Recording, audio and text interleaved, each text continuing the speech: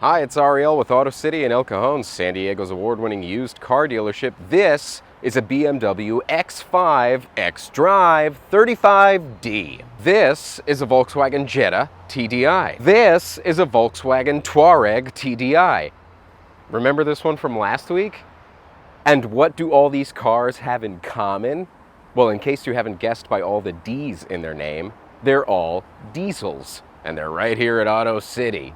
Diesels come a long way. Gone are the days of the slow-moving, black-soot, spewing, noisy stink pots, as my granny once called them. But diesel is still not a household term here in the United States, only accounting for about 3% of all new passenger cars sold each year.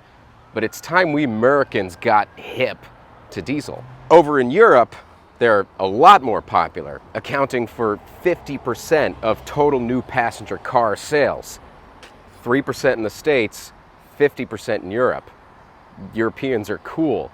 Besides, if you think the cost of a gallon of gas or petrol is expensive here in the States, try filling up your tank across the pond. Norway. Besides fuel costs, there are a great many benefits to choosing a diesel-powered car over a gas-powered car. So without any further ado, here are 5 of those benefits now. 5 reasons to choose diesel. Number 1. Diesel costs less. Gas prices have recently hit one of their annual stateside spikes, reaching an average of $4.50 per gallon in some parts of California. Sunshine tax. Again, in Europe, the average cost of a gallon of gas can be between $6 to $7, and diesel is a lot cheaper in Europe. Over here, a gallon of diesel, these are fun. Over here, a gallon of diesel costs about the same as a gallon of gasoline. It tends to fluctuate between the cost of regular and the cost of premium. But you're still going to be paying a lot less in fuel costs. Why? Duh, because they're way more fuel efficient. Gasoline is highly flammable, and the engine is constantly burning through the liquid because it requires a spark to ignite the combustion, which burns off gas at a very high rate. I don't know if I'm saying all that stuff right. I've required a cheat sheet for this next part, so it's a good thing we're at a red light. Diesel is a lot less flammable and requires no spark and burns a lot slower than gas, therefore evaporates slower. Therefore, it takes a lot less of it to power the engine. I obviously don't know how all this stuff works, which is why I'm reading it off a sheet. But if you want to watch a really good video on the technology behind diesel and the differences between diesel and gasoline, I recommend heading over to Donut Media's Science Garage page and watching their video on diesel. You can find it up here, but only after you finish this entire video. And also after you've hit the subscribe button. Woo-hoo-hoo! Yeah!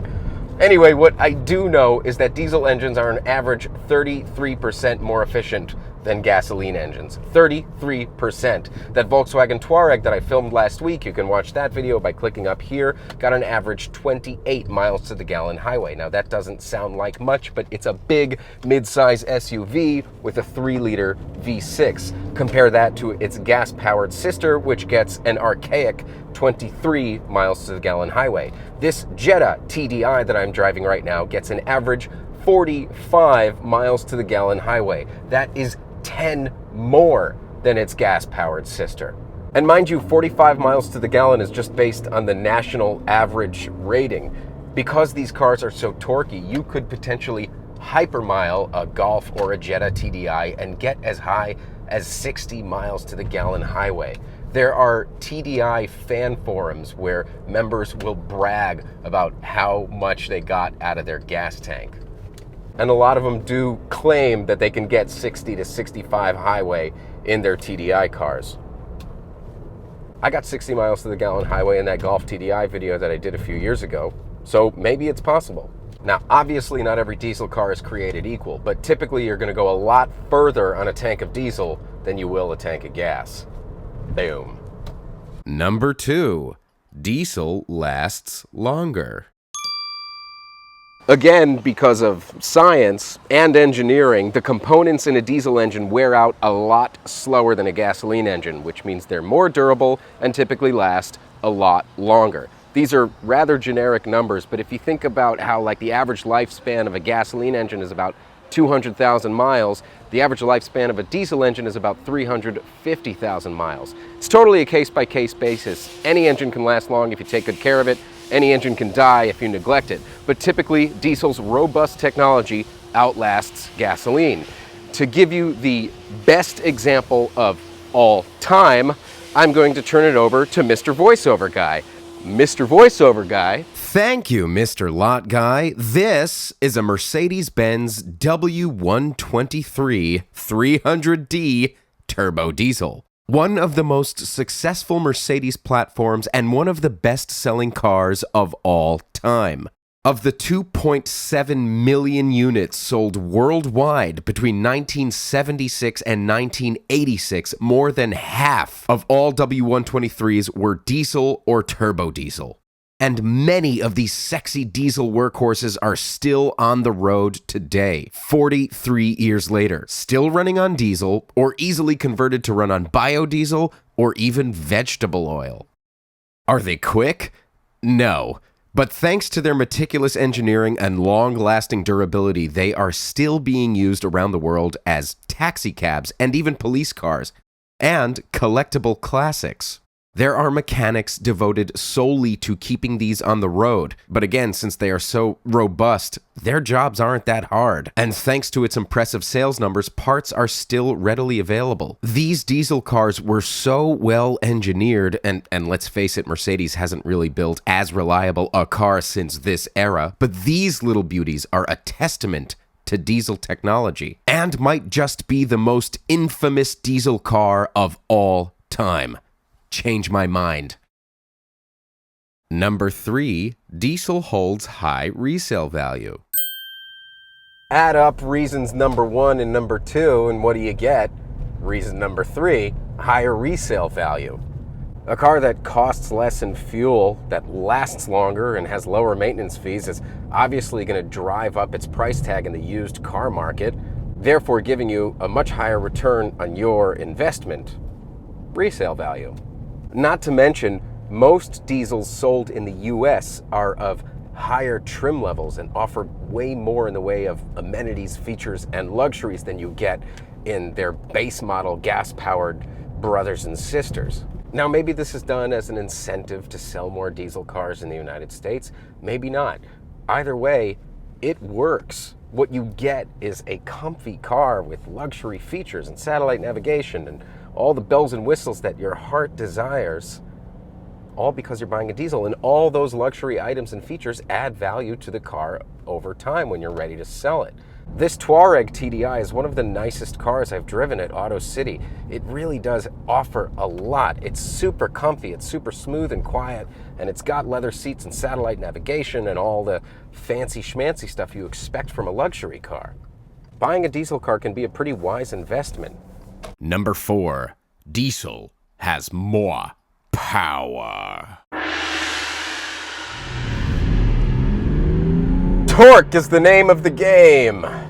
Because of all that high compression science stuff that I don't fully understand, diesel-powered cars are known to have much higher torque ratings than gas-powered cars, which is why it's the preferred engine of choice in larger vehicles, commercial tractor trailers, big-ass pickup trucks, things like that. When you put that torquey tech into a small passenger vehicle, such as a Golf or this here X5D, the result is a mighty torquey, mighty powerful get-up-and-goer. Ever drive a diesel car up a steep hill and find that it handles said challenge with ease and grace?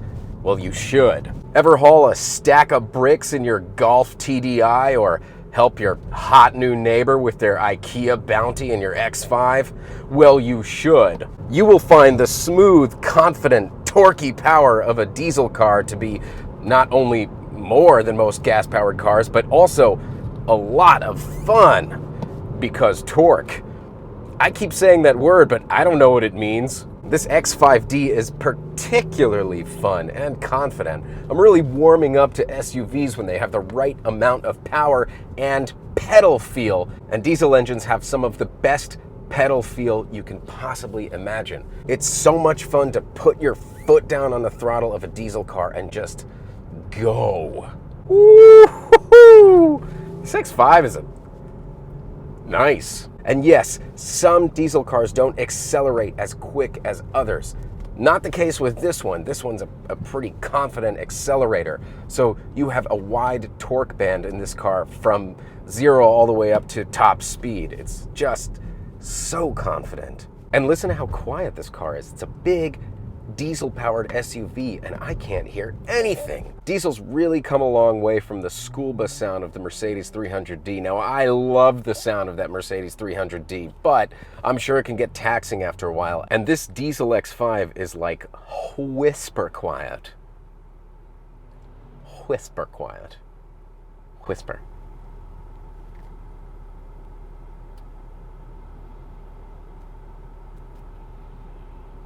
Whisper quiet. And finally, number 5. Diesel burns cleaner. Okay, this is a big one, so I want to get these facts right, and I don't want to read them off a sheet of paper like I did in the fuel efficiency bit. So once again, I'm going to turn it over to Mr. Voiceover Guy.